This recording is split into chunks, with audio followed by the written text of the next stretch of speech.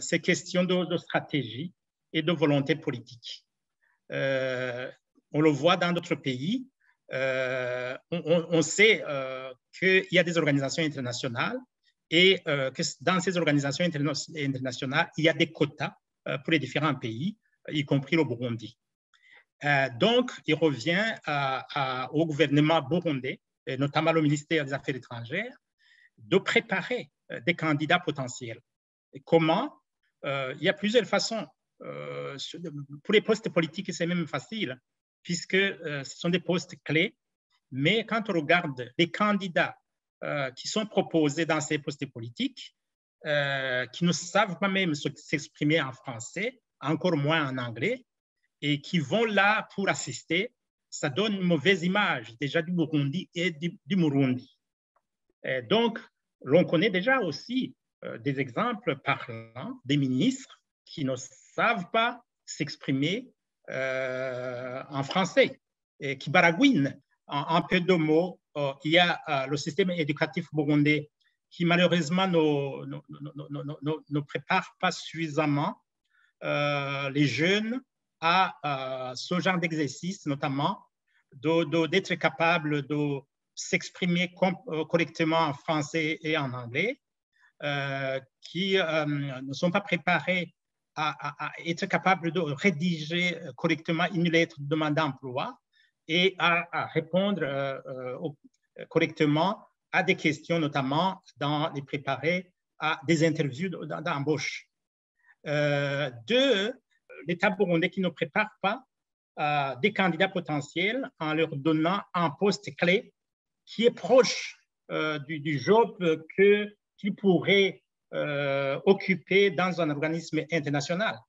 Et la question de langue ne tient pas debout, de la maîtrise de l'anglais, parce que s'il y a une stratégie et une volonté vraiment de faire en sorte que pendant, disons, un certain temps, le Burundi puisse avoir plusieurs fonctionnaires internationaux, il suffit de leur demander de se former en anglais. Il y a là aussi la responsabilité des Burundais eux-mêmes, dans la mesure où si l'État est défaillant, il devrait se prendre en charge et faire, bien sûr, un exercice d'apprendre d'abord l'utilisation de l'Internet pour qu'ils puissent chercher les offres d'emploi et se préparer et se former, parce qu'aujourd'hui, il existe des dispositifs, des outils en ligne qui permettent effectivement d'apprendre pas mal de choses, notamment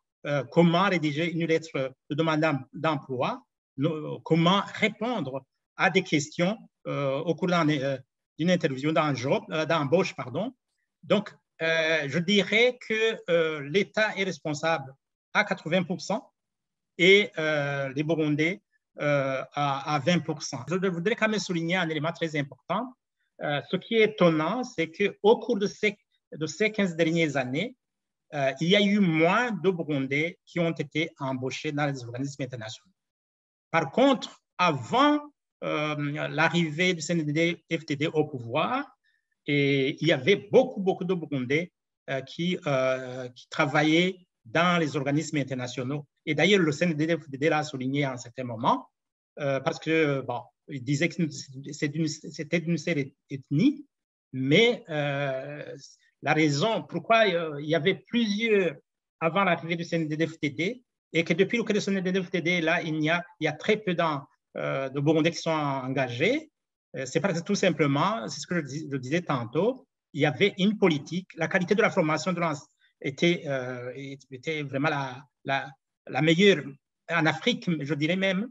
Et donc, les lauréats de l'Université du Burundi avaient des compétences de s'exprimer correctement, ils étaient capables de rédiger correctement en texte, de faire une dissertation, et aussi, il y avait une stratégie politique de préparer ces Burundais, notamment en leur donnant un travail proche de ce qui se fait dans les organismes internationaux.